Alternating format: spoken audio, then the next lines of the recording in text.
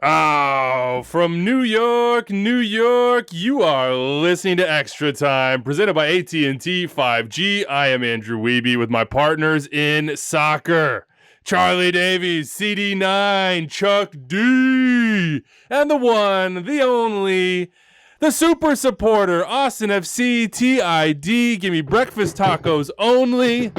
It is David Goss, and I cede the floor to you, David. You're knocking things off your desk already. You were hyped. You were an absolute menace in the group chat last night, and I can't understand why. If you weren't there since the beginning, our group chat. Is that a text message conversation or a Twitter conversation? I don't know. I mean, both probably. Oh, really? I thought it was a private text message conversation until I opened up Twitter and saw my text. Charlie, is a text message something that you already okayed to be put out as a tweet? Can you help me with legal guidance here? Yeah, I would say no. Yeah, you're saying that's sacred. Sanctity of the group chat right there. So I don't know that I'll be in there anymore. Let me take the floor for a second. Whoa, time out. Take the floor for a second. That sounds like an admittal. That sounds like an admittal that you believed that the first goal that Austin scored shouldn't have counted because you just confirmed the veracity of those texts. I'm just saying, in a court of law.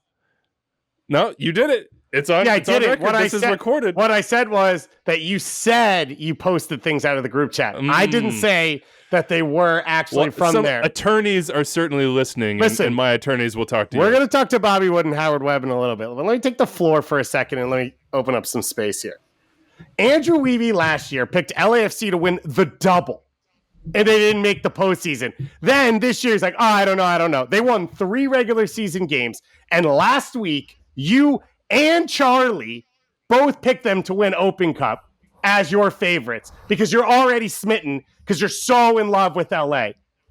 And then Austin FC steps in, and I'm looking at you, Andrew Carlos Vela Wiebe, and they step in and they just smash it in your face, yammed into your face on the road against the run of play at times, challenged from all areas. And yet, as one green unit, they stand up and they succeed. Diego Fagundes, you, Andrew, on this show 3 years ago said, Diego Fagundes can't play in MLS. I remember you saying that. I did not say that. He didn't say that. I lied about that.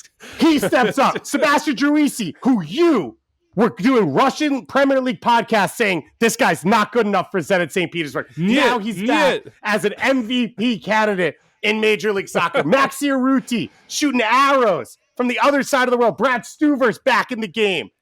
You questioned them. You never believed, and we are back. We believe. The people have stood and spoken. Enough with your corporate talk. I want to just say this. Look, I may have not been, quote, on the bandwagon from the very beginning, but there are different ways that different people are able to contribute to success. And I just want to know, Dave, after this game, did Austin FC players run to the locker room to tweet thanks to you, to pay homage or tribute? Anders, cut his audio. I'm done. All the kind words. No, they didn't. Felipe Martins ran to the locker room. Shirt 3 days later? You doing laundry over there? Keep doubting us. We don't clean off the smell of winning. The black and verde, that's true. That's a little bit questionable. Yeah. I just threw it back on just for the celebration here. A lot of yelling. Everybody that's I have nothing to say about this right now. Everybody that's not an Austin FC fan. I'm coming for you later. Don't worry. You're good right probably now. Unhappy. Justin Geary hit us up after this 2-1 win, said, more insufferable, Sounders or Austin. They're both equally sufferable. I will suffer with both. It's been a joy to suffer with both. Big show coming up for you today. We have the biggest headlines, the stories, the notes from the midweek action. We are, as you can tell, on one. Just a tad, just a little bit. It was an absolute pleasure last night to do some MLS midweek with you on Twitter and watching 10 games at once. Almost impossible. We'll try to sort through the biggest stories there. Gaga Slonina, of course, Austin FC and LAFC. Carlos Vela says, hey, if it's in my hands, for sure I will be in LA. He'd like that DP contract, but has he been DP quality? Big question mark there.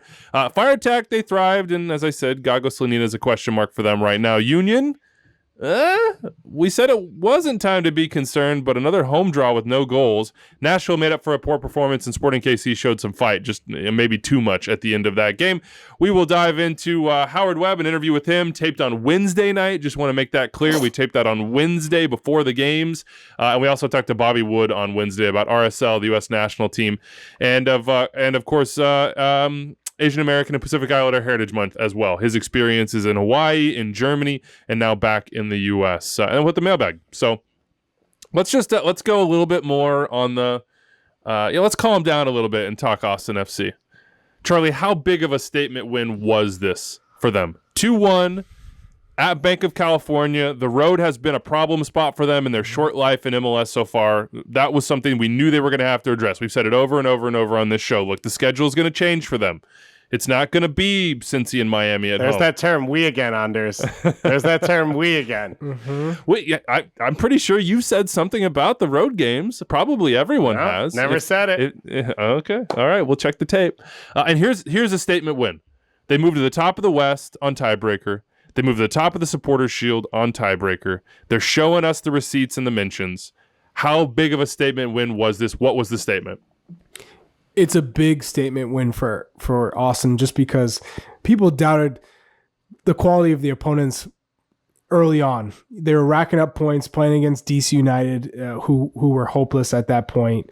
I think for this group, they needed a big win. You played Vancouver at home, also was a hopeless at that point. But now you lose to Galaxy, you lose to Salt Lake back to back. This was a game that, if this is a team with quality, you need to prove it and show it right now at this stage of the season, just because you're heading into the summer and you're going to pound teams at home typically, because they go to Texas and it's like, I can't handle this weather, and teams typically fold.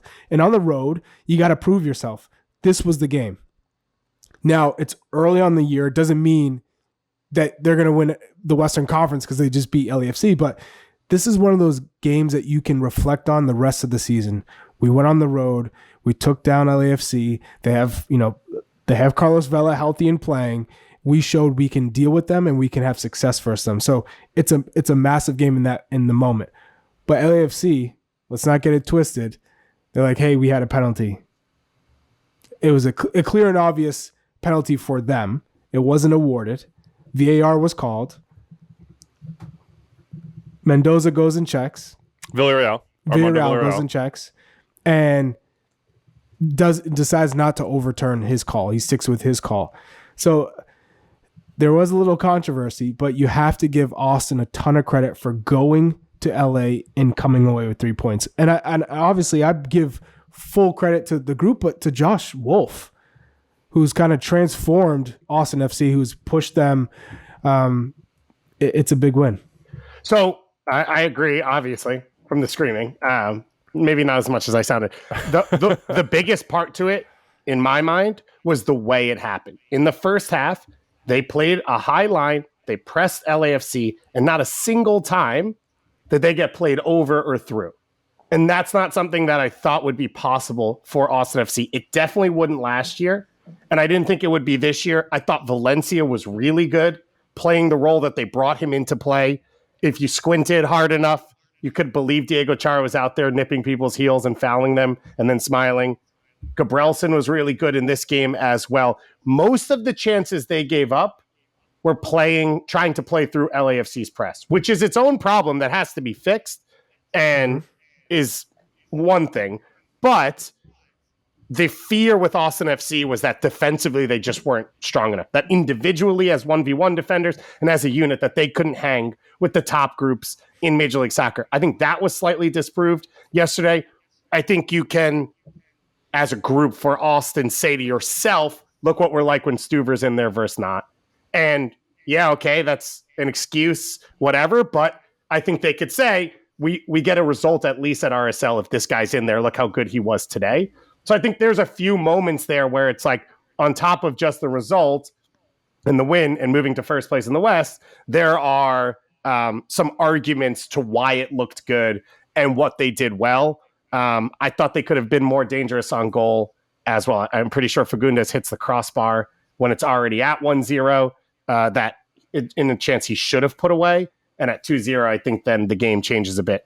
I've talked about this on MLS today. I thought it was bizarre to put Kip Keller at right back. It looked bad the whole time. I think I did accurately text the group on that. I can confirm. Like, interesting decision. Kip Keller versus Brian Rodriguez at right back. And he looked lost the whole time. They had Hector Jimenez on the bench. John Gallagher came in and played winger. I don't know why those weren't your options there. But either way, do you think it was a pen, by the way? What, the final play? On Kip. I acknowledge that I give full respect to the referees. That is a FIFA World Cup referee, Armando Villarreal. A video assistant referee. Yeah. In the and it's not my place, Charlie, to question that. Cheez-Its doesn't pay me, so I'm not allowed. But you don't think... Wow, you're recusing yourself? You do or you don't think it's a pen? I would be fine with the call either way. I think once the VAR brings him to the monitor, there's contact, and I don't know how he doesn't call it at that point. So I think on the field for him to say it's soft contact, it's the trailing leg, there's barely any, the ball's already away, fine. Then once you come back to watch it on video, I don't know how you get away from what you see. So yeah, that's what I think about it. But either way, I thought it was a really impressive performance overall in open play. Cool. So I don't think we've talked about this, but Josh Wolf just got a new 3-year contract. So that's big news in Austin. Owen Wolf starting. Owen Wolf started. Yeah, I thought he acquitted himself well. What would you say are the biggest positives so far for Austin this year that they can build on? And what are some things that concern you a little bit going forward? I'd say one of the biggest positives is just the play of Diego Fagundes. We have a tweet here from Vincent who says, "Were New England wrong to use Fagundes more defensively toward the end of his spell with the Revs? His offensive output with Austin is great this year." He's been by far, outside of Driussi, by far their second best attacking player, both as a creator and a goal scorer. He played as a winger for New England for like 6 years. Yes, but at the end, Bruce transitioned him to like a more defensive-minded 8. For sure. Yeah. But he had his chance to prove he was just like Agudelo. I mean, Agudelo was the same way. I'm all in on the Juan Agudelo center mid thing. I'm still, listen, if Weston can't go for the World Cup, call Swags. He could still do it. Birmingham Legion, baby. Yeah. Birmingham Legion. So that's one of the positives for me. I think Fagundes, so let's start running down positives. I just think with Fagundes, we'll see stories like this, which is like, if you come through at a pro team at 16, maybe sometimes you need a change of scenery. You need a change of situation. It changes your lifestyle to now go to another city to be on your own. I think Fagundes needed all those things. In terms of positives, first one is Driussi because he's young. Like, you talk about Josh Wolf's contract, Driussi could be there the entire time at an elite level over the next 4 or 5 years. That is massive. I think you have, obviously, an identity of playing style and structure, which now you can start to find guys like Fagundes who fit you better than they fit where they are, maybe. Right? So you can go out and find guys that maybe have a lower market value, Ethan Finley, I would throw out as one of those guys. As like a guy who was somewhere else, and maybe they didn't appreciate his value as much as they were gonna in Austin. Yeah, I don't know that he goes. I don't know that he goes in that category for me, but yeah, he definitely doesn't go in that category. And then, and then the third thing I'd say is, they get no production out of 2 of their DPs. And they've still been this successful, right? And a U22 player. I guess you could argue Ring has been fine for them. He's a lower end DP. I think he's been good for them. Okay. He's been. I actually thought he struggled. They're asking for more from him in the attacking third, I think. And we saw little sprinklings of that, and sometimes sustained production with NYCFC. He's been a little snake bit, so I'll grant you that one. I think the Cecilio Dominguez side we can for sure grant, and Rodney Redis is a no show. And they missed on Pochettino. Oh, and also, by the way, that was a big swing. Musa Jete has been another U22 miss so far. You bring it. Every expansion team has missed on pieces. You're bringing in a ton of pieces. You don't know how it works now.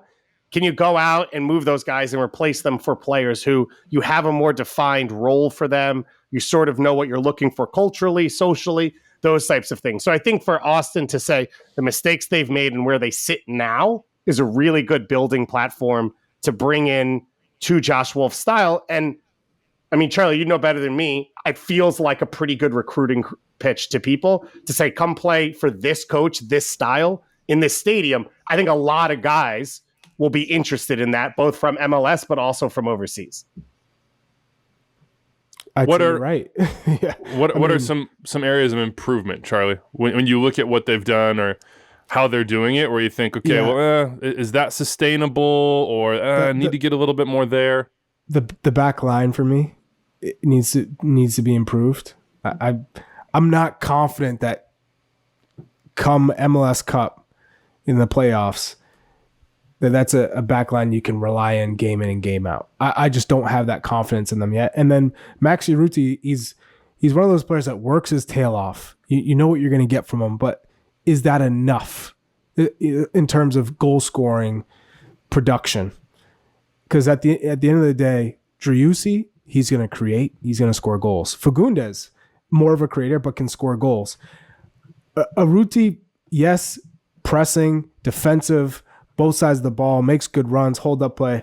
But in terms of just scoring goals, which is what you need in a lot of cases to get the team over the hump, I don't know if that's unless you can upgrade there. Obviously, they're losing a DP right now.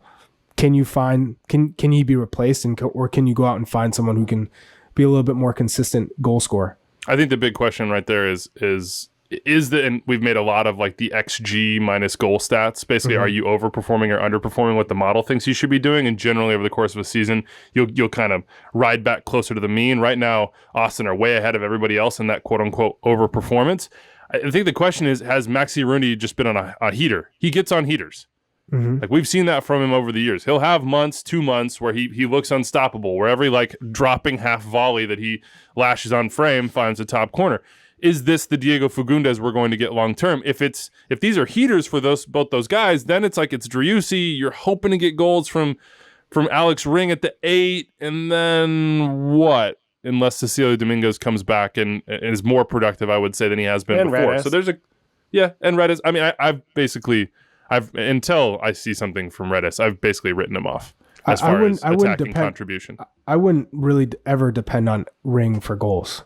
That's just not his game. I see that's the problem, right? Is if the other guys aren't consistent in that sense, and Driussi's really the one guy that you can just say, hey, game in and game out, he's going to have game breaker qualities. Yes. And then we're hoping to get a grab bag from the rest of the guys. Will that stand up over the course of time? But Austin fans don't care, man. They're top of the league right now. And that's a pretty darn impressive thing. I don't want like our analysis here. We're saying, what could be better? Let's like pick them apart a little bit to obscure that fact. Like a team in their second season is top of the league. Now, the other thing that you have to say when you look at the standings right now is that there was a time when there were like 4 or 5 teams above 2 points per game. That has seriously equalized over the last couple weeks. Now, nobody is above 2 points per game.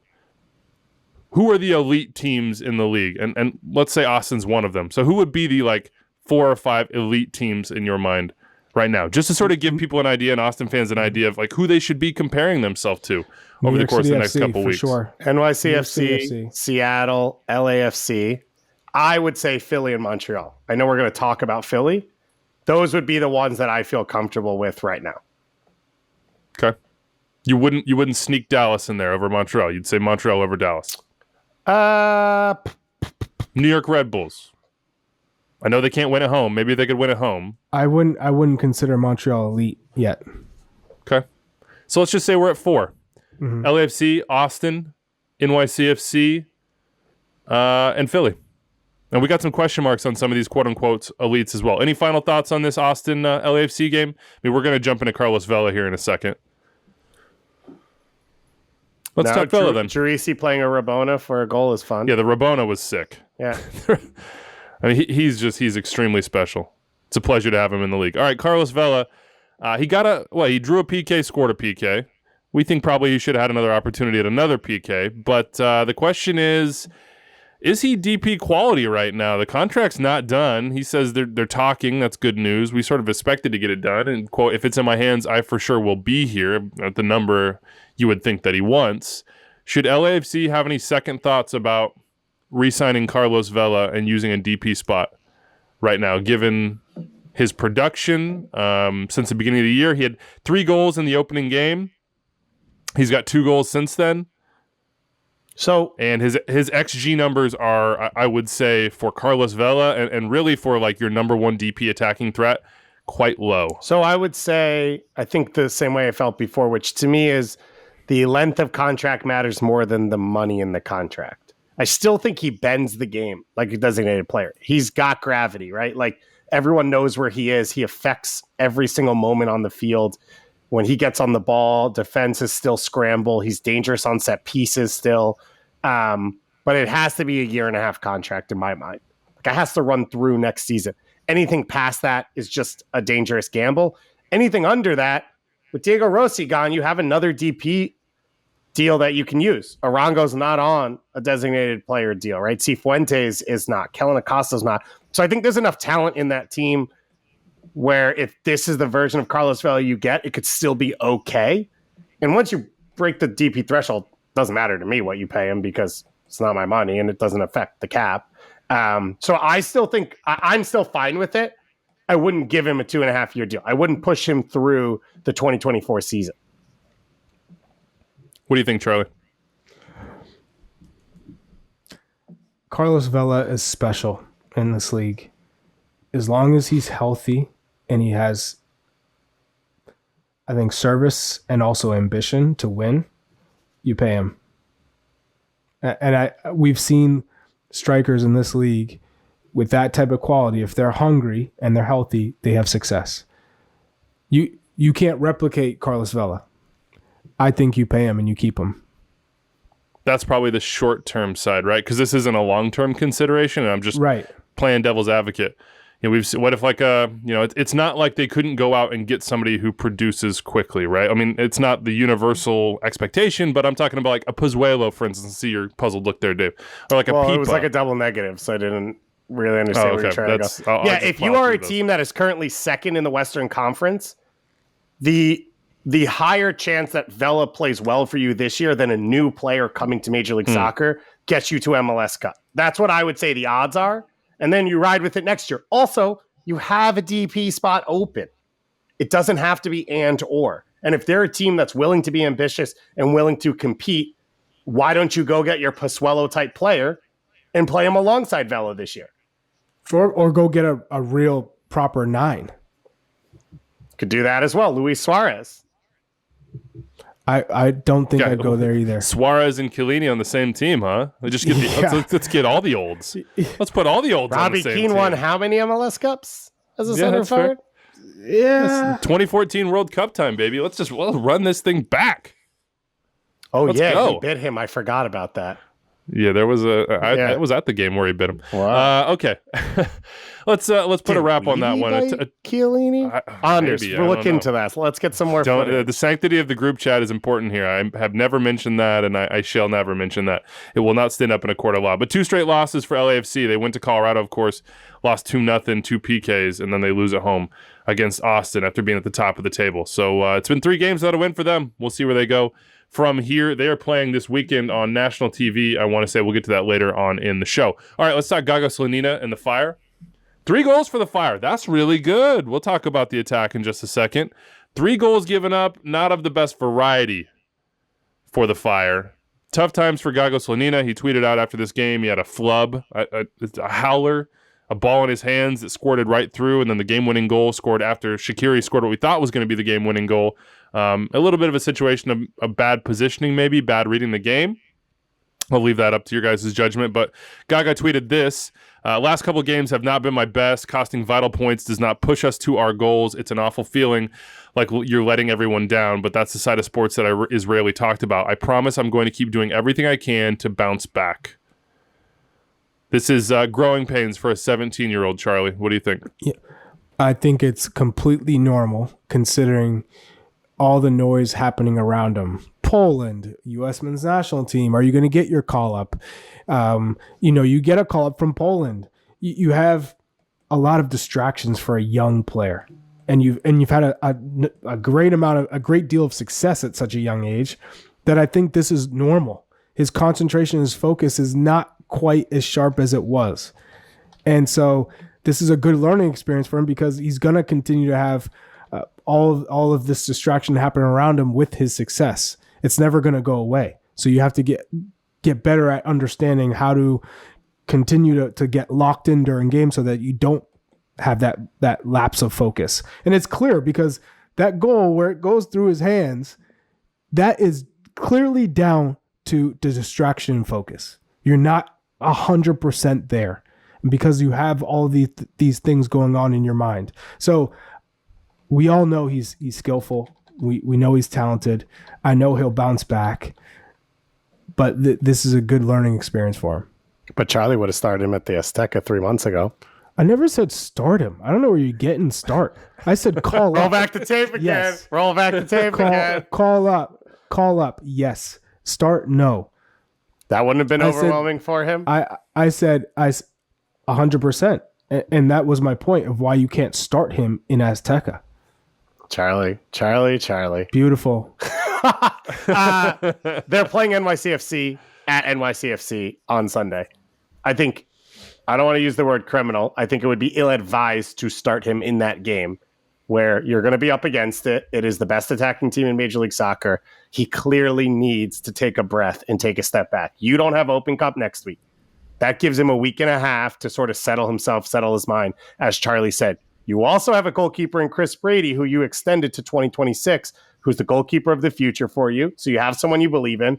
And you have a guy in Spencer Ritchie who was signed specifically for this purpose, to guide them through trainings, through the season as an experienced guy who can spot start for you. So it just feels like the mistake at FC Cincinnati is what Charlie said, right? Your mind's not there, all those things.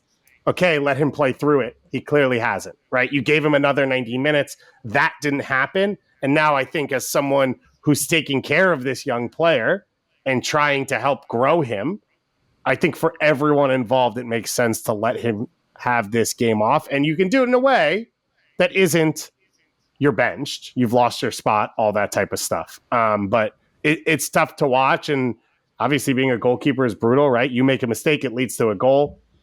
Brian Gutierrez gets to make mistakes and it doesn't lead to a goal. Like that's just the reality of your position. But I would add to all of this what we're going to talk about, which is with Chris Mueller in the team and Jairo Torres now getting healthy, they are no longer going to sit 10 players in front of him and give up the least amount of shots in MLS. This game's going to open up for them. They're going to start creating chances. There are players with less defensive responsibility, but more attacking quality on the field. And so you need to have him ready now because his challenge is going to change. And he had Shiho sitting in his lap, kind of directing things over the first month and a half. They were giving up the least amount of shots. His role was completely different. Now they're going to open the game up. They have the ability to do it. They have the quality to do it. You can't afford mistakes like this. How much better was the attack in your mind, Charlie? Like the goals are good. I look at it and I'm not exactly sure that it was like rah, we're 3 goals a game good going forward. Bro, they outplayed and But it's improving. It's like it is improvement. Red Bull Arena. You Yeah, just but like wanna everybody's see doing that. improvement. Stop, Arena right Weeby. now. You know that's not true. You just want to see improvement. Fair. At the I end do of know the day. that's not true. And I think for most coaches, I won't say all, but for a lot of coaches who come into a new team that's prone to give up goals and prone for defensive lapses, you just want to focus on getting the foundation right, the defensive shape. And I think Ezra Hendrickson has done that, but now it's okay. Now defensive responsibilities, check, but we have to move forward. We have to play higher up the field, bring our lines higher, create goal scoring opportunities, and be a little bit more of a threat and at times be aggressive. I think we saw that in spurts for this match. So it's a step in the right direction. Completely agree. Shaqiri playing better, huge step in the right direction. He has been far too anonymous for far too long, and he had many moments in this game where you're like, okay, well, that's where you can create danger. Jairo Torres, Dave, I know that he's like your dude. We're excited about him. Let's give him some time, but it's so cool to see Chris Mueller just kind of come in and hit the ground running, be aggressive, be goal dangerous, not be afraid to face people up, and try something. Go 1v1. Hit it into the roof of the net. Try to beat a goalkeeper. I still have how do they get service for Kasper Shabilko? Like, I still wonder about that. That's how Shabilko works. I think Shabilko is a creator. I think you're looking at a team where Mueller should be 10 plus goals on a season. Jairo Torres should be 10 plus goals. Shibilko's a creator? He was with Philly. Now that doesn't mean he can't score goals, and he will score goals. And he will score goals. The interchange will be there with those three. The quick play. The goal Chris Mueller scored, right? It's a quick 1-2 in the box. He gets the opening for the finish. It's the same type of chance that Kasper Shibilko can get. So are we talking Kasper Pozuelo or because I know Kasper Shibilko was not brought to Chicago Fire to be a creator. He was brought there to score goals, to be a striker. That's what I'm saying. They're not going to get that from him unless he's closest to goal and he's playing the point. He lacks pace. I mean, there's a reason why the Philadelphia Union said, we're going to move on from Kasper Shibilko. He's not the striker that we're going to invest in for the future. We're going to bring in new guys because of his lack of mobility, to be honest. I think his pace, his lack of mobility, and his ability to defend off the ball. This Chicago Fire team was last in the league in touches in the attacking third. That will change with Torres and Mueller in the team. That will change the opportunities Shibilko gets. But he also is a guy that could have 6 to 10 assists this year. On top of, I don't think he's going to score 20 plus goals, but he could score 10 to 15. Like 12. Yeah, I'm saying I'm like 12. And if he goes 10 and 10 that. or whatever, then I think that's fine for them. Oh, fine. That would be an absolute massive win if Kasper goes 10 and 10. Let's switch to the Union real quick. 0-0 at home against Inter Miami. Sully hit us up, said, whose season has taken the most surprising, disappointing turn, and why is it Philly? You preached patience on the last show, Dave. It feels like probably that sermon still holds because Ura's not in the team, still trying to come back, but they're just it's sort of game on game on game. The XG hasn't changed that much, but the production has, and maybe that's just the Union we're going to have to accept. Yeah, although all I know is people are talking about Gazdag as MVP. What I will say is this Union team isn't going anywhere. They have an identity. They have players. It's about getting on getting in the right form at the right time. I don't think anyone has a concern about this team being competitive and getting in the playoffs. The concern for the Union is they want to win MLS Cup. They've won a Supporters Shield. They have a good group. They're investing in their youth. For me, this team needs to, I think, move a couple pieces around. And I think it's just timing. Eventually, I think they'll get it right. And it is one of those things where you just have to wait, go through these ups and downs. But this is a team that you don't have to worry about. I said Gazdag for MVP, agree. And I still do, by the way. I mean, Callender makes an unreal save on him, but he's spurring the attack. They mauled Inter Miami in the first half of this game. It was a miracle that it was 0-0. And yeah, I think those chances will fall at some point for them. Congratulations to Nashville, who took some harsh words from Gary Smith and turned around and got a nice win against Montreal. Any big grand thoughts on this other than, God knows we all love to see a little Alex Mawil Golazo / knee slide. It's just it's a wonderful MLS thing that only MLS supporters and fans can truly understand and appreciate. Yeah, I just think for Montreal, I'm going to go to the Montreal side. Is that fine? Congrats, Nashville. Fine. Great win. I get the idea that Alistair Johnston at right wing back can shift in as a fourth defender and Lassi Lapalainen becomes your left winger. You just saw the issue, which is if he plays left wing back, he will have to be in his defensive third at times. He is a liability in that space. Chouanier is not as much of a liability. I think he still gives you attacking quality. I understand Ismail Kone is dealing with injuries now, but it feels like Nancy has now tried this, and I don't know that this is the best setup for Montreal without Ismail Kone. I still wonder if you play Hamdi in there from the start or Piet in there from the start and Chouanier at left wing back, you're more solid defensively, as well as I still think he adds to the attack. I think all of this is still because you're missing that true number 9, and so they feel like they need the attacking push from Lapalainen, and I don't know that would be the case, but I think he struggled in the final third offensively and defensively, and you saw it in this one. All right, let's talk Sporting Kansas City real quick. They won 2-1 against the Rapids. Daniel Shallowy with 2 goals and a red card. This is it's a gutty win for Kansas City. It's one they had to have to sort of respond to the momentum that was bleeding away quick. It had an open wound they needed to sort of start to suture. Nick Deagle hit us up and says, hot take, SKC not that far off squeaking to the playoffs. I think they make it and win a game. So Nick Deagle, you're on the record. Let's go. You're on the record Nick right Deags. now. I like it. You know, we've said on our conversation on Monday, if there's one thing that Peter Vermees has sort of built his brand around, it's competitiveness. That's just who the dude is, and that's what he tries to impart on his teams. So I don't think they're ever going to lay down and give up on this, and they definitely didn't lay down at the end of this game. What did you make, guys, of the red card barrage? 4 red cards in about 5 minutes. Austin Trusty, 2 yellows. That one's pretty straightforward. But I think Daniel Shalloway's got a decent chance of seeing additional games for the kick on Nicholas Mosqueda. Absolutely should. Absolutely.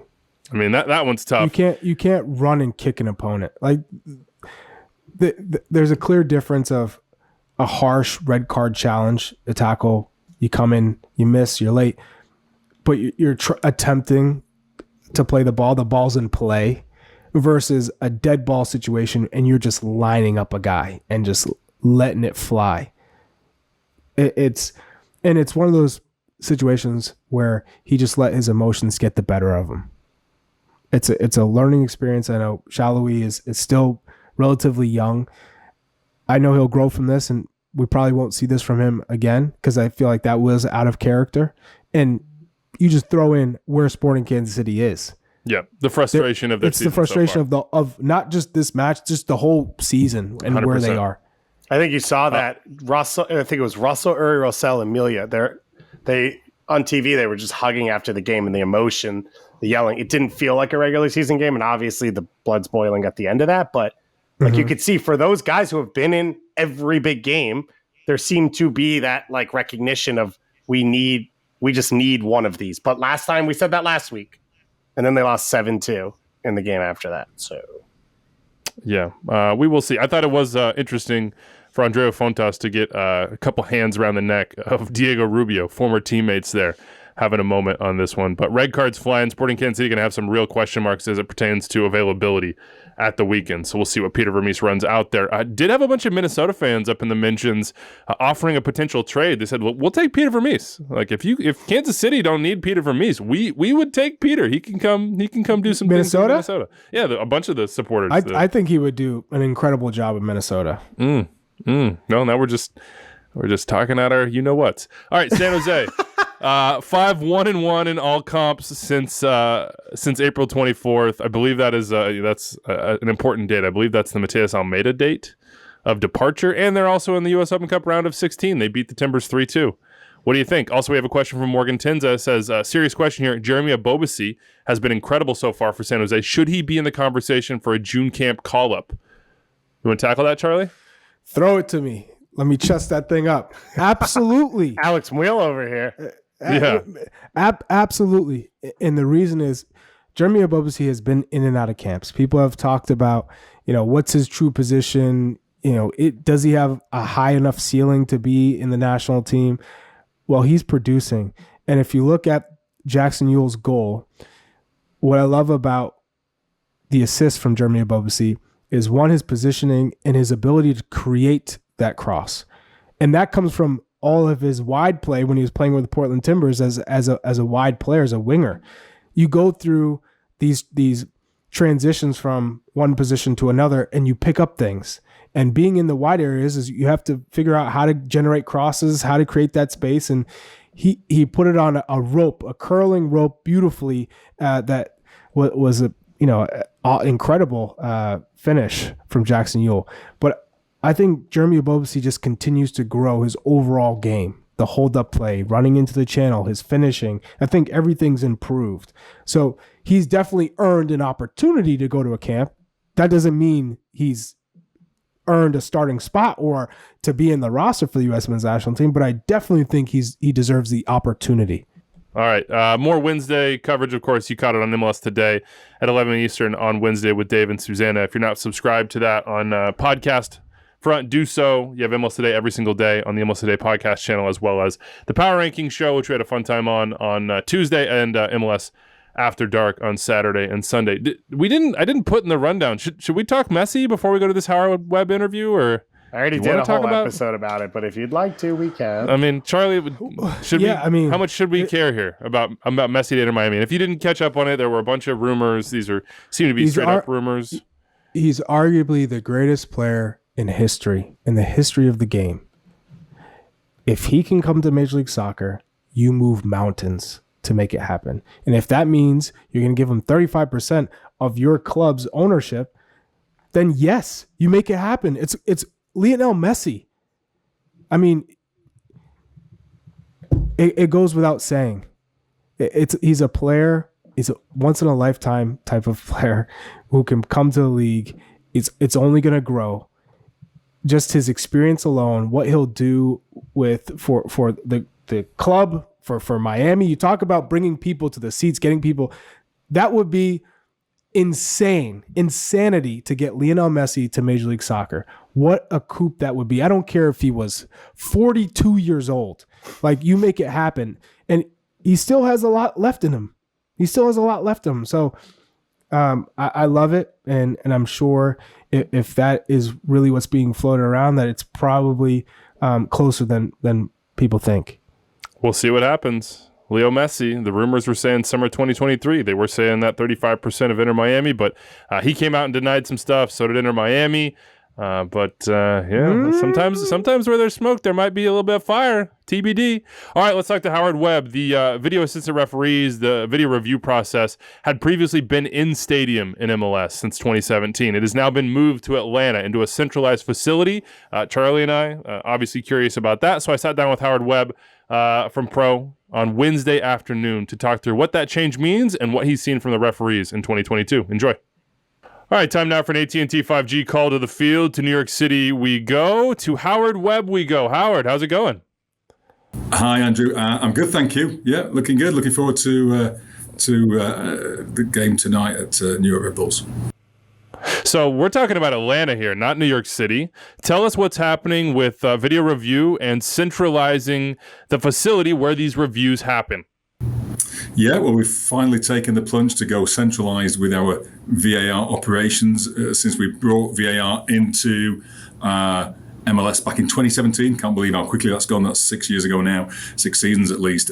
We've been doing it remotely in the stadium. So the VAR and the AVR have traveled to the stadium with the rest of the crew, and they've taken their position in a room at the stadium. And that's worked fine for us. But now we've fallen in line with all the other big leagues in the world and gone to a central location. We're in Atlanta for now. We've been building out that facility for the last few weeks. And finally, this last weekend, we've taken all the games from there. And we're pretty excited about it. What's the benefit here? Like, just from a practical sense, fans, players, managers, Pro itself, we all want the best possible level here. What's the benefit as it pertains to the job the referees are doing? Yeah, we do.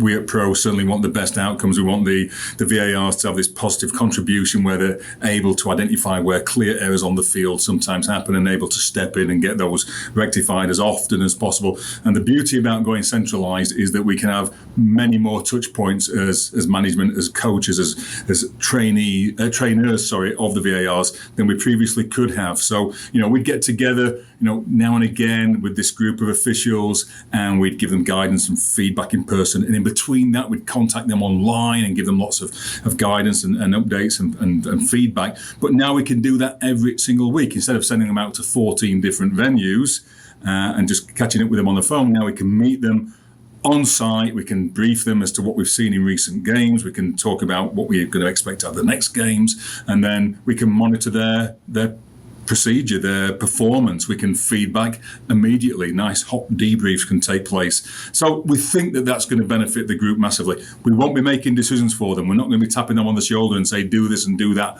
Just like officials on the field, they have to make their decisions based on the training and the knowledge of the game that they have. But we're there to give that feedback immediately. And we think over time that's going to really benefit the performance level of the entire group. That's an important note for folks out there. I knew it, but maybe not everybody knows it. Howard, you're not going to be tapping somebody on the shoulder saying, "Oh, hey, that's a red card. Make sure you review that." You're back away. You're not involved in it. It's a post-review process. Tell me physically what it looks like in this facility. Are there individual rooms for each? I think the NBA might have a big open room where all this happens. And how is the physical side of it sort of playing into the actual practicality of the refereeing? Yeah, so it's a big space. We've converted part of it. We've worked closely with our provider, Hawkeye. Hawkeye do a lot of the VAR implementations around the world. We've been with them since the start of this in 2017. So we've worked with them to create a facility in a big space down in Atlanta. And we've got separate booths where, all of the same equipment that you would have seen in stadium, but is now in this booth, in this location. We've got, I think, 14 in total. We've got to have that number because obviously on decision day, we're going to have simultaneous games.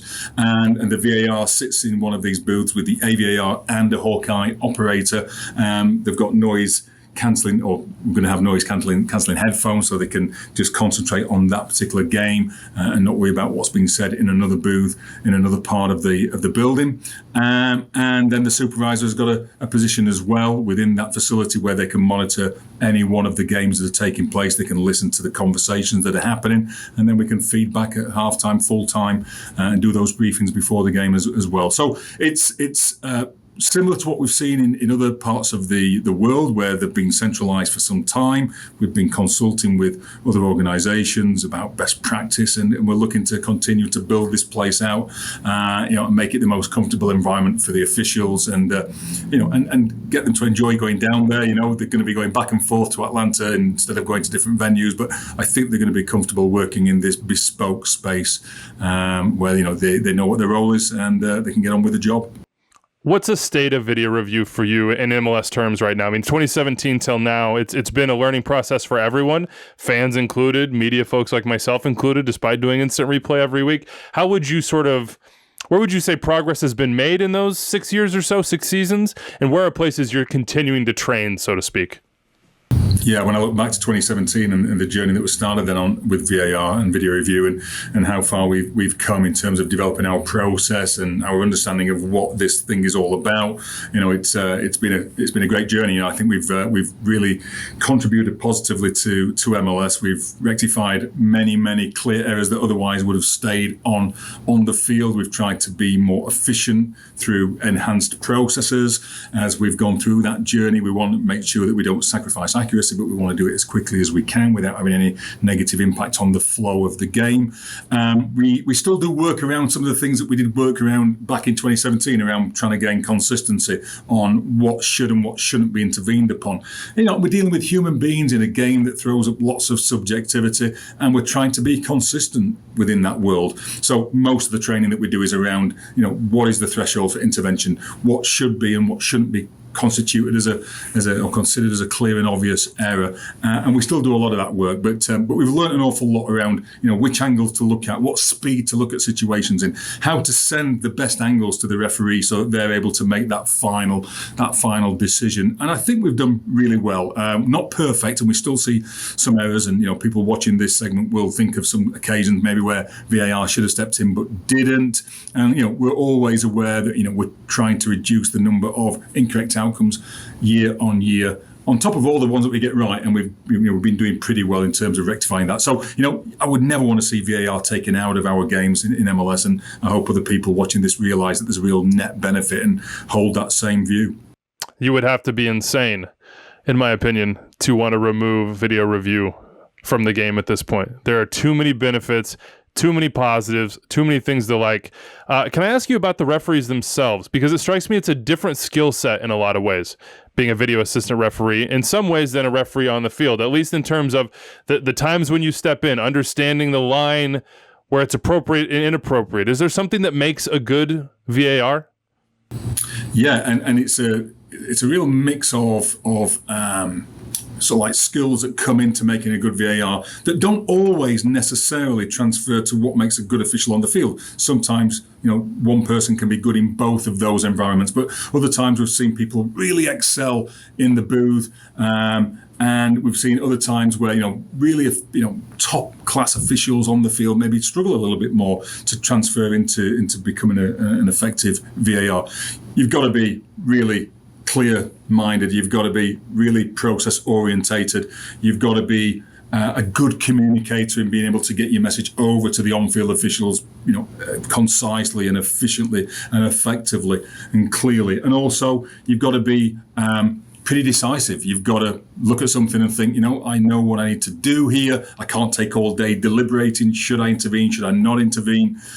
You've got to be decisive from looking at pictures. And sometimes when you're refereeing on the field, you follow gut feelings and you sense and smell what you need to do. And also then it's about managing people, managing reactions and gaining the trust on the field. Well, that's not really that relevant when you're in the booth. You're looking at images. You're trying to work out whether or not something needs intervention based on what you're seeing. You're picking up different angles. You're communicating with the operator and you're having to work under pressure quickly. So, yeah, we see people who are great in both environments, but we also see some people who really do excel in one rather than the other. And they're the people that we obviously use more often because they're the ones who are more likely to give us the best outcomes.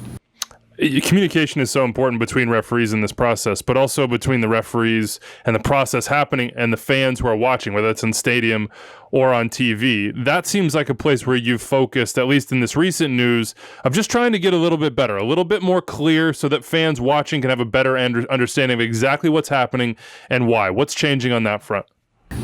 Yeah, we're always mindful of the need to ensure that people in the stadium or those watching at home on TV are able to follow the unfolding narrative. We don't want people to be in the dark, not sure of what's happening. That's one sure way of people losing patience and losing trust in video review. We do a lot of work on the back end to try to pull the curtain back to show people what was happening. We'll put segments out on our website and on social media. We have calls with broadcasters on a really regular basis. And when we do that, people say, yes, now I understand. I see the rationale, I see the process, and people really buy into it. We want to be able to do that as much as possible in real time. So we're working on ways to do that in addition to things like the Twitter account that we have and we've had for some time, and also communicating live time with broadcasters behind the scenes to explain what's being checked and then what's being reviewed and why. We also want to try to do that as much as possible with the in-stadium audience. So we've invested in the last few weeks and months in some new software called Verdict, which is provided by Hawkeye, so that some sort of like graphics come up very quickly on the stadium board explaining what's being checked in those key check moments, and also then what's going into review. Hopefully, with the outcome of people being able to follow what's happening in front of them. In MLS, they always see the referee go to the screen when there's a review happening. We think that's useful because that enables people to see that the review is happening. There's no changing of decisions just down an earpiece. The referee makes the final decision so people can see that happening. But now they can also look at a screen and see the reason why the review is happening. So we think that's a step forward in engaging people within the stadium. And the same graphics will be appearing on our broadcast feeds too. So we're focused on video review because of the move to Atlanta, the centralized process, et cetera. I want to take the window a little wider here. The refereeing in general this year, and maybe even during your time leading pro, where have you seen the most improvement this year? What are things that you're proud of so far from your group? I'm proud of the fact we brought in a lot of new officials who have, adapted to Major League Soccer really well. In the US, we don't have this huge pyramid of football or soccer that you can come through. They have to learn quickly in the US and in Canada. And we've seen people come through our Pro 2 development group and develop their skills in that environment, and then move into MLS and have taken to it really well. And we've got quite a few inexperienced officials in their first few years of their career at this level, but they've taken to it really well. So the future's bright. Alongside that, we've seen some of our more established officials do exceptionally well in international soccer. We've seen them, in the 2018 World Cup take charge of games from the middle, from the centre, from from the VAR booth, on the line. More than any other country, we received more assignments in Russia 2018 than anybody else. And now we're looking forward to Qatar 22, and we're really optimistic that we'll have a strong crew of officials out there as well, flying the flag for pro and US soccer. So, proud of that.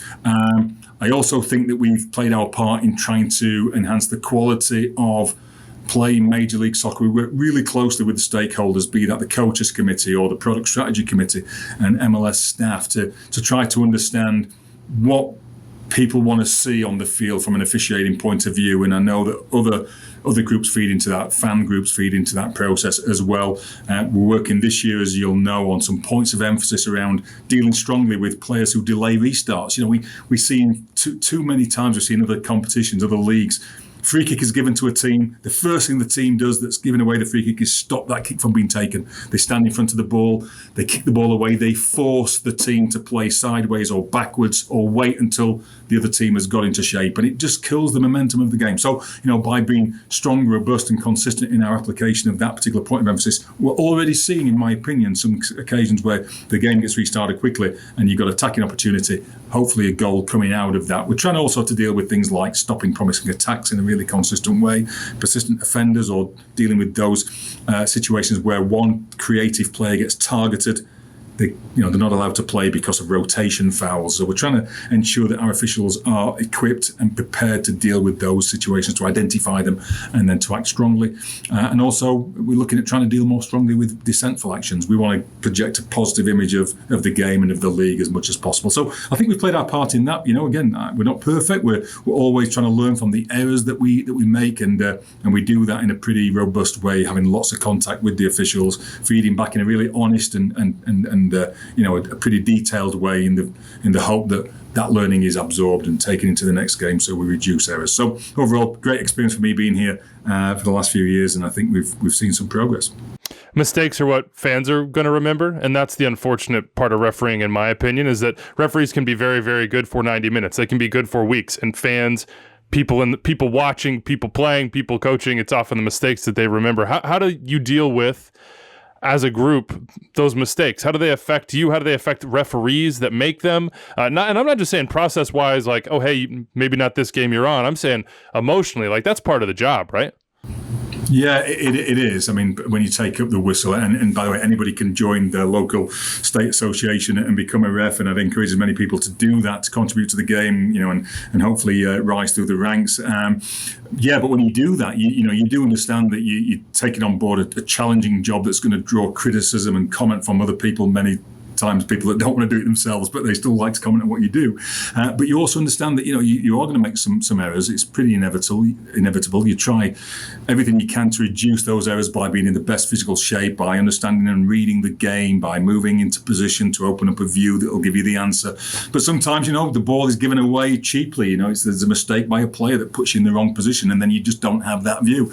And sometimes you don't call it right. I had many occasions in my own career where I'd come home from a game and just know that I'd got a world of pain for the next 48 hours, not only in the media, but also in my own head, trying to wrestle with why I made a certain mistake and what I could do differently. And of course, every mistake that we make impacts somebody else. If we make a mistake, then one team suffers, and these errors can be pretty impactful, and also it can be pretty painful for that team as well. So with video review, we see less of those. We see more of those situations being rectified.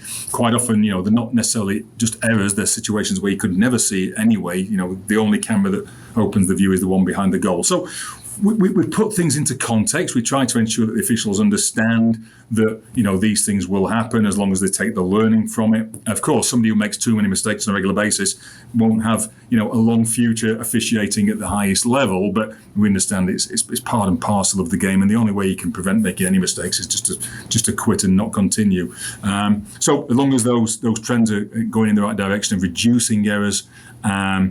We hope that they're not impactful. Sometimes they will be, but we try to reduce them, and as much as possible be this positive impact have a positive impact, positive influence on the game rather than a negative one. But you're right, mistakes stand out, don't they? And people remember those because those are the things that can be impactful. And you can have a great game as a ref for 89 minutes, but then you make one error, and that's the thing you're remembered for. It's a bit like being a goalkeeper, great saves all the time. You let one in, or a striker. You're a villain. You're a striker. 10 errors as a striker, 10 missed open goals. You score the winner in the last minute. You're a hero. So the world's not fair, but that's the world we live in. I would encourage anyone out there to, one, consider refereeing if you want to be involved. It's hard. It's thankless. I would also say to consider your words and your actions around referees at every single level. And I'm not really even talking necessarily MLS. The respect should be the baseline there. I'm more talking about those of you that are at fields with, youth soccer, men's league. Remember to treat people with respect. Remember that the job is difficult. Remember that trickles down, that your kids are watching, that other people are watching. They will model that behavior, and that's not what we want in this game by any means. You were talking about people that might like to commentate on referee decisions, and maybe, I don't know, some YouTube referees, so to speak. They might do instant replay.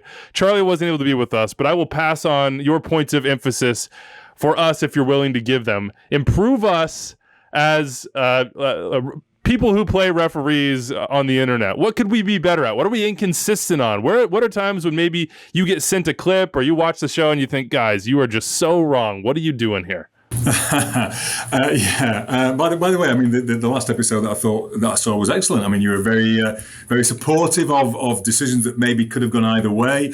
I guess we just want that fair shake. We just want you to kind of put yourself into the shoes of the officials and understand the difficulty that a particular decision presents. The starting point, of course, is knowing the laws of the game and having a grasp of that. And I know you guys do that. You quote law quite often in that segment. So, I appreciate that.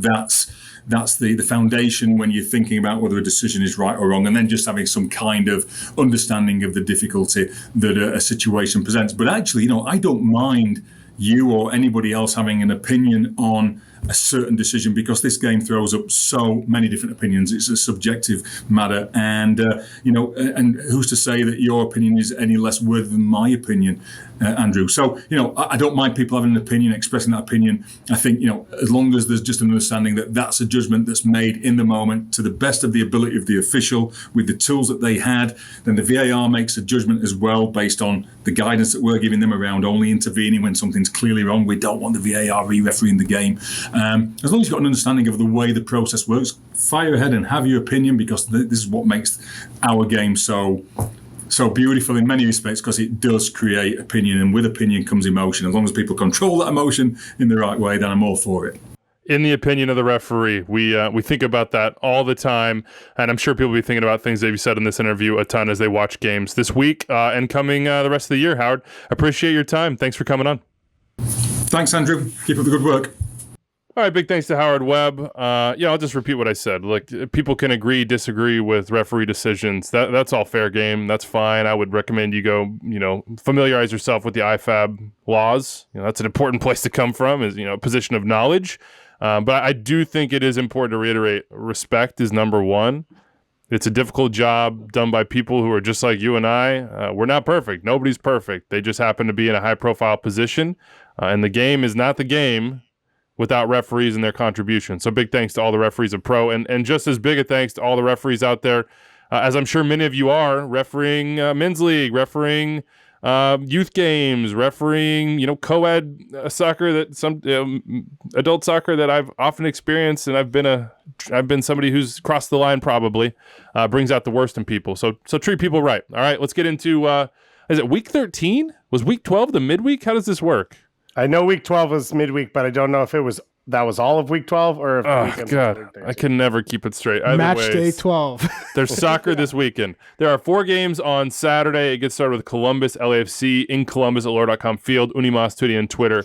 English, obviously, audio on the Twitter. And then there's a Fox game that night. Nashville, Atlanta. That's a good one from Judas Park. I mean, worth tuning in for that one. Nashville seems to have found a little bit of form. They're at home, and then you got the big guns from Atlanta coming in. They're trying to build some momentum in that sense. Then there is a ton of games on Sunday, which gives Charlie and I a good MLS After Dark slate to dig into. It ends on FS1, Portland, Philadelphia. That's a good one from Providence Park as well. Let's hit our ESPN Plus games, because I think the national TV games sort of speak for themselves.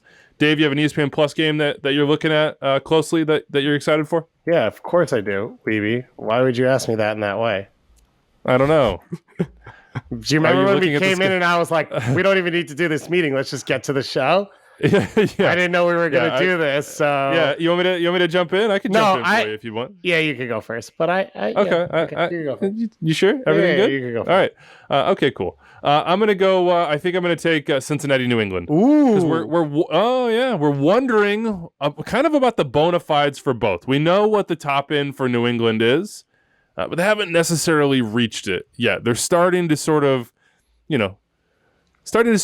show us signs that maybe it's coming, but we also know there could be big changes coming this summer. Right now, Adam Buxa and Carlos Vela in tandem are must-watch. I think DeJuan Jones and Brandon Bai, personally, are must-watch. And then this is like the end of the Matt Turner era in MLS. So celebrate it, enjoy it, ought to be fun. And then on Cincinnati's side, Doyle's calling them perhaps maybe a playoff team. And that's high praise given the past since he has in this league, very recent past. But Lucho is the 2022 Carlos Vela, so to speak. Brandon Vasquez is one of the best quote-unquote values in the league. We talked about before this show the best values in the MLS Players Union release, and Brandon Vasquez is right up there. So I want to see what Cincinnati can do at home. Can they knock off the Revs? To me, that would be a statement game for them, beating a team that was the Supporters Shield winners last year that has really high-end talent, especially in the attacking part of the field. If they can do that, their bona fides will get just that little bit brighter. I'm going Austin, Orlando City. I think Orlando City I can't really figure out where they are. Disappointing for being a 1.67 points per game team, if that makes sense. They have been. I mean, they beat Philly in the US Open Cup, and you're like, okay. And they won against Toronto. Toronto, I think, has been shocking. They won in the 90th minute with Kyle Smith. So, but they got trounced by Montreal 4-1. They got trounced by New York Red Bulls 3-0. So the trouncings are here. A lot of trouncings. Yeah. I just they can win these games, but then they also get blown out. So I don't know where Orlando City is. I think this will be a good test for them because Austin coming off a win against LAFC, playing at home. If Orlando City can show something, this would be the match. Have you done your research? You got it? Yeah, I actually have like 7. Okay. But I think the obvious one to me is Colorado hosting Seattle. It felt like a bona fide creating win for Colorado last weekend. And then you obviously have the frustration at KC now. I think to me the win against LAFC is more meaningful than the loss because my question still is, can they elevate themselves to win in a big must-win one-game moment, not over the course of a season, the ebb and flow. And so this now becomes another opportunity where Seattle's coming in. Neither of these teams have open cup midweek. Can you get a big win against a Seattle team that I think is one of the 4 or 5 best squads in MLS? So that's the big one. And then the other one I was going to say is similar to what Charlie said about Orlando, San Jose SKC. San Jose now 5-1-1 under Cavello in all comps. But can it be a consistent thing? Can you be a pace setter? And if not, can KC do better than they did last week, which was the big Open Cup win into a 7-2 loss? So I think that'll be interesting. Going to be survival mode, I think, for KC, given the absences that they are going to have. We'll be back on Monday to wrap up what we think is Week 13, TBD. We're going to finish this show off with an interview from Bobby Wood, RSL going to Montreal this Sunday. That game's at 4 p.m. Eastern on MLS Live on ESPN+, so check that one out. Shout out to all of our listeners who are thinking about... thinking about the legacy of Asian Americans and Pacific Islanders in our country, and what it means. It's a very complicated history, but this is the month to think about those things, and also to remember that there's some attitudes, some opinions, some treatment of people out there that is not just. And if you are confronted by that, or you hear it from your friends or your family, or you're out walking around and you hear somebody get accosted for the way they look or their background, to if you're able and you feel safe to do so, to step in or to tell those people that that you're not about that and that they matter to you. So for those of you out there who want more information on Asian American and Pacific Islander Heritage Month, MLSsoccer.com has some information, and Google is also your friend as well. Let's hear from Bobby Wood, and we'll see you on Monday, everybody. It's an AT&T 5G call to the field. Out to Utah we go to Bobby Wood. What's up, Bobby? Hey, what's up? How are you guys? We are doing wonderful. How are you doing? Seems like a party at the Riot these days. The vibes are immaculate. Andrew Brody for president, man. Yeah, he's awesome, man. And, I'm happy that he got his contract extension. Great guy on and off the field, hard worker, can play multiple positions, and, hard work pays off. So everyone, including myself, couldn't be happy for him. When you see that ball hit the back of the net, as it rolls out, I think anybody watching the game is thinking, okay, it's perfect pace. It's on your right foot. Yeah. Come on, you haven't scored a goal before, Andrew. You just signed a contract extension. It's the 88th minute, man. Put this in the back of the net. When he does it, what are you thinking? Like, what goes through your mind in the moments before, during, and after? It just happened so quick, It kind of just jaw dropped, especially because looking back, I didn't realize he was that far out. I thought he was around the penalty spot, but then when we saw the goal again, it was around that 18-yard circle. So it was a banger for sure, and a good one to have at the right moment. I'm curious. You played most of your career in Europe, in Germany, and you have all these massive stadiums, crowds crazy. You come to Salt Lake. What were your expectations, and how does this crowd, the supporters, how have they impressed you, if at all? Yeah, I mean, I think what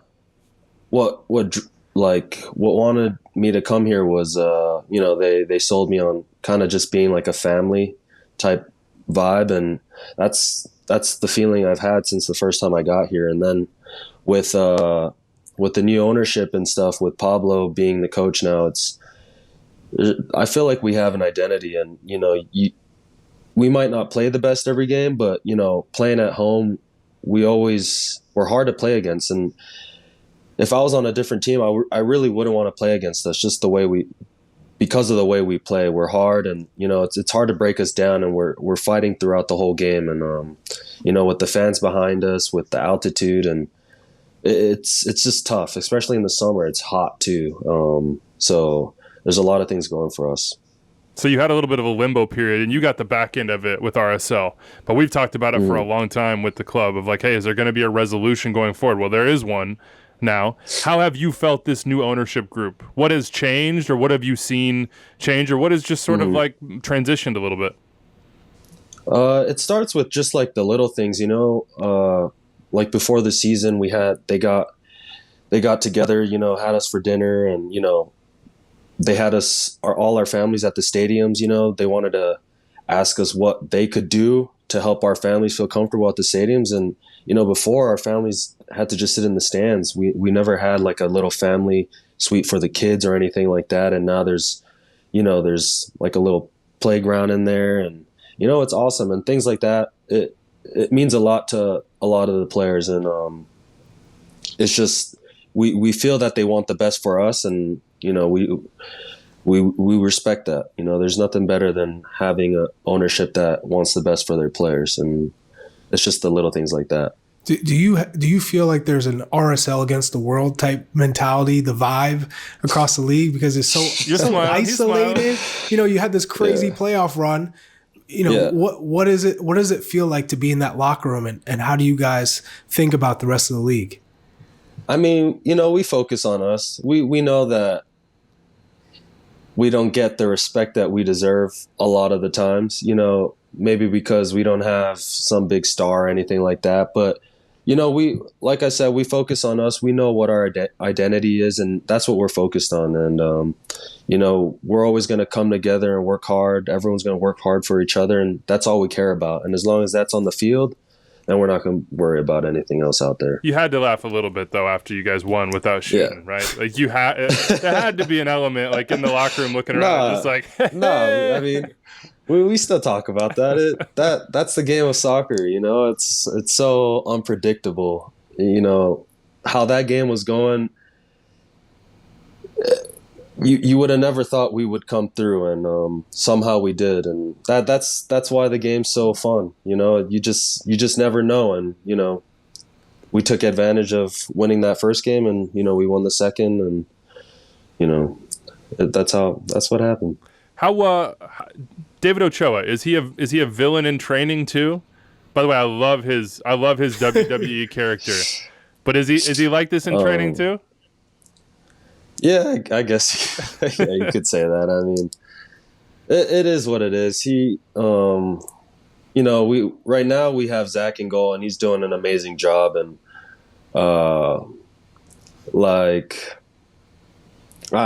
it's tough to say. He does his thing. He's just gonna do his thing, I guess.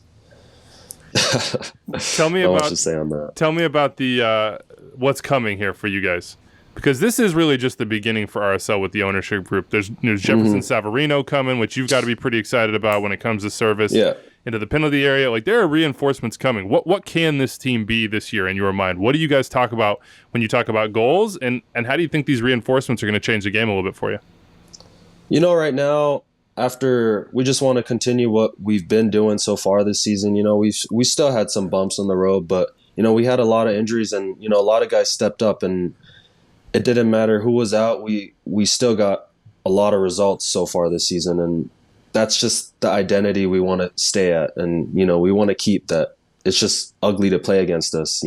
Our mentality, our fight and everything, and that's always been important to Pablo, and he's really installed that into our team. And whoever comes in, it doesn't matter. We have to get them on the same page, and have them fight with us, and that's our job as the players that are already in this club, to help the players that whoever's going to come in. Enough of the fight, rah.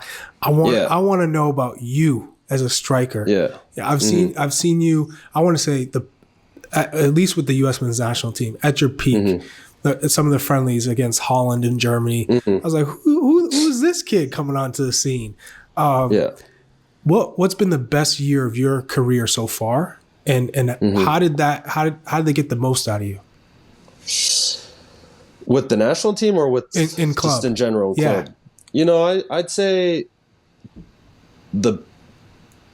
there's different parts to look at. There's different ways to look at it. My best season was probably with Union Berlin, and the season after I transferred to Hamburg and playing wise. But probably the most I learned to deal with very tough situations were the years after. And,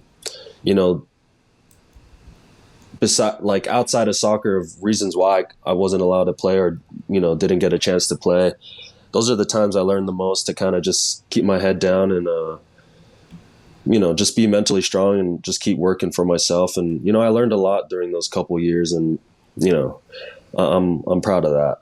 What would you say you learned? And I would ask you, because we've talked to you about this before, the mental side of this game is oftentimes bigger than the physical one in some ways.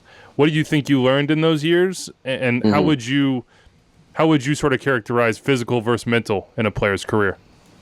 Yeah, for me, it was just, how can I say this? Just not falling into a hole mentally, keeping my head above water, and kind of just not letting that negativity that I had out in Germany ruin my personal life, and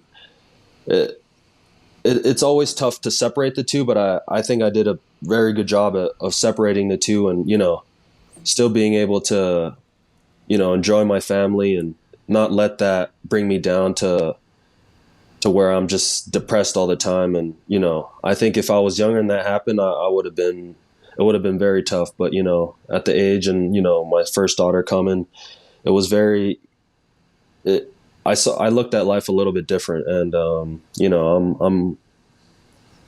it's very good to, have that now, that type of mentality. I'm with you. I've been there. It's hard not to let the anger consume you.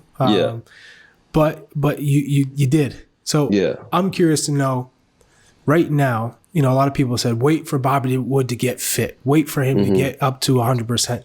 Would you say you're there now? You're 100%? Or you're still working to get to 100% fitness? And then what do you need within that RSL team to be at your best, to make sure that you're scoring 15, 20 goals a season? I think for me right now, I feel like I'm doing pretty good. The stats don't say much, but just there's a lot of parts of the games that, people don't see.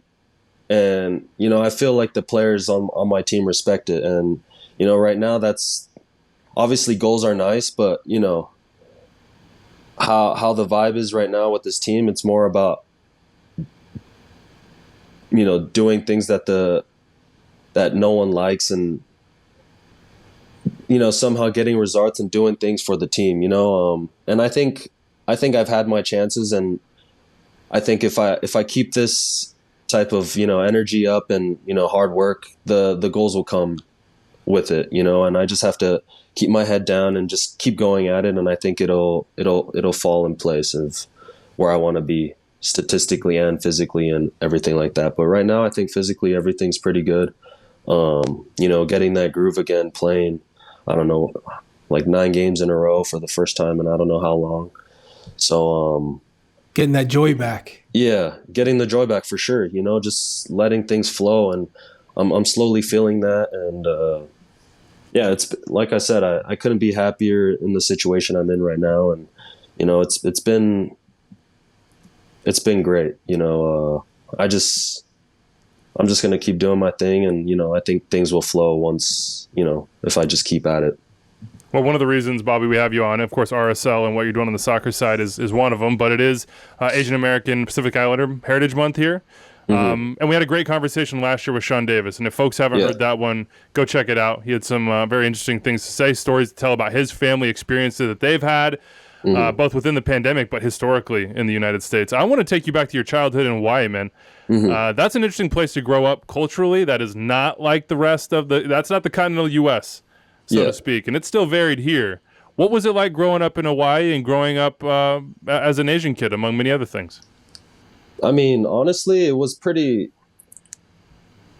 When I was growing up, I didn't really realize that it was, everyone's basically Asian in Hawaii. Everyone's got some type of mix. So growing up there, I didn't really notice anything weird. But, after I moved to California, and then after a year in California, I moved to Germany, I started realizing, I am a little bit different.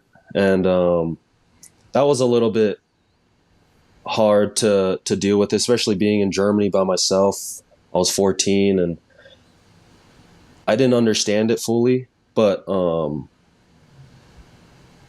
what I learned is just kind of being proud of who you are and kind of loving yourself. I think that's the most important, and just accepting who you are. And I think once you embrace that, and you can, nothing will bother you, Have you embraced the idea that you're a role model and an icon for a lot of Asian American kids? And how did you connect with that culture as a kid? Because you're also black too. A lot of people don't know that you got some black in you. I think it's one of those things where it just clicks with you. You understand how you're kind of the face for a lot of kids. Yeah. I mean, sometimes it doesn't hit just because I kind of don't see myself like that. But, I try to help out as much as I can. And I think for kids, it's just what can I say? Just be true to yourself, really. And just love the culture that's behind you, and don't be ashamed of it. Growing up Asian was, in Germany, it was always a little bit strange, especially because in the south of Germany, they're pretty, they're old school, and it's just different. You get looked at a lot, and I wasn't used to that at first. And there's a lot of, Asian jokes and stuff like that. And, even, with black kids, just some of the black kids on my team, you just hear the N-word all the time in the locker room. And it's, I found that very weird, but it's seeing all of these things, I learned to kind of just be open-minded to so many different things, you know, and yeah, it's hard to explain. How hard was exactly it to leave your through. family at that age, man? To go to a culture that you didn't probably understand at all in that moment in your life, and at an age, I think for most of us, where, you know, you drop me in someplace 14 that's not my home with my parents, and that's gonna be tough for me. It was tough, you know. It was hard not having a backbone to always have, you know, always be there to support me in you know, tough times, and, you know, being bullied and all that. And, you know, I learned to kind of I basically learned how to deal with these things by myself, and it made me strong for mentally, you know. It made me strong mentally, basically. And, you know, it's nice that I wouldn't take those experiences away at all. And you know, I love how I turned out, and, you know, everything that I'm very cultured, you know. I got, my family's white, my dad's, you know, half black Japanese, my mom's Japanese, you know, I have family in Hawaii that are, you know, mixed races, you know, family in Japan that are, you know, only Japanese. So I love how it's important to me for my kids to see different cultures and have that be normal, and, you know, not be ashamed of who and what they are. How do you feel Asian culture in your life, like your family life, your personal life? Yeah. You know, growing up, I'd say it's kind of like, I grew up with a lot of different Asian culture, to be honest. You know, in Hawaii, it's just like this big bowl of all the different types of Asian cultures, you know. So that's kind of how I grew up. It wasn't just Japanese. You know, I grew up with a bunch of Asians, or a bunch of Korean, a bunch of Chinese, and it was cool. You know, to me, that was normal. You know, growing up in Hawaii, everyone was basically half Asian or something. And then, you know, moving to California, everyone was mainly white. So I thought that was a little weird, but it's not something I thought about. To me, it was just something different. And then, you know, as I got older, I kind of realized, like, you know, without even knowing it, there's, you know, things are being a little bit whitewashed, I guess you could say. And I thought it was, you know, if I grew up, for example, with hip hop and everyone's listening to rock, I thought I had to like rock to fit in, you know, so things like that. It's nothing big, but without even knowing it, you know, things you do as a kid to kind of fit in. How have you felt the difference for your family being in Germany to now being in Salt Lake as Asians? So having that Asian culture with you, have you noticed a difference? And then throughout the pandemic, have you felt, how has your family coped, you know, being in Salt Lake?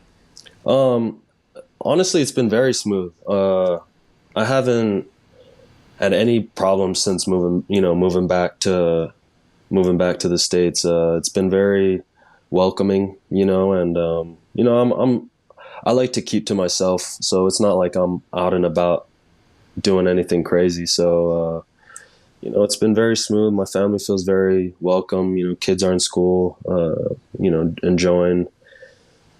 She looks like she's having, yeah. So the mountain life is a good life. Yeah, it's been very smooth, you know, and the school she's at also do a very good job of, you know, teaching all the different cultures, and that's extremely important to me for Ella to, you know, see, but not really shove in her face at the same time, you know. So let's end you with this, Bobby, because this is a World Cup year, and I'm always curious. How are you watching the games now? Are you watching the games? Are you invested? Are you like rah-rah on your couch? You don't seem like, you seem like more of a chill guy, but Yeah, no, I watch all the games. I'm not like screaming or anything, but I watch as a fan now. Obviously, I would love to be with the team again, but seeing what they've been doing and the youth that have been coming up, it's actually pretty sick to see. There's so many young players at big clubs that when I was playing with the national team, it wasn't really like that, and it's amazing to see the levels that these guys are on, and I hope the World Cup goes great. It's going to be exciting to see how that team does, and I'm rooting for them for sure. You know where I'm going to go? The number 9 position for this U.S. Women's national team. Yeah. What are your feelings for what do they need? What's the type of player profile they need to play that position with this young group, in your opinion? I think from the games I've watched, they've played so many. I know they want to play a certain style, but at the same time, I'm not really sure what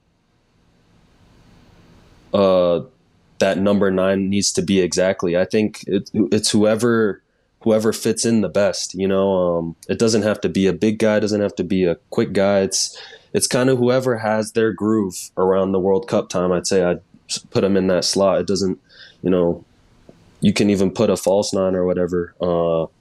But I think it's they need a guy that's just going to be consistent around that time. And so whoever's in form, in your opinion. Yeah, in my opinion, with the situation right now, and I think you just put in whoever's hot. Number 9 position's always kind of a streaky. It's a streaky position, so I just give the confidence to whoever's hot at the moment, and just see how that goes. Do you keep in touch with any of the guys from your era? Yeah, I keep every once in a while. Everyone's kind of doing their own thing now, but every once in a while I'll see them, and you say what's up and little chats here and there, but that's about it. Maybe the group chat will get firing for the World Cup. We shall see. Yeah. But best to you, Bobby. Glad to hear that you and your family are enjoying Utah. Clear that the people at the Riot are enjoying RSL right now. Best of luck, man. We'll be rooting for you. All Thank right? you. Best of luck. Thank you. Take care, guys.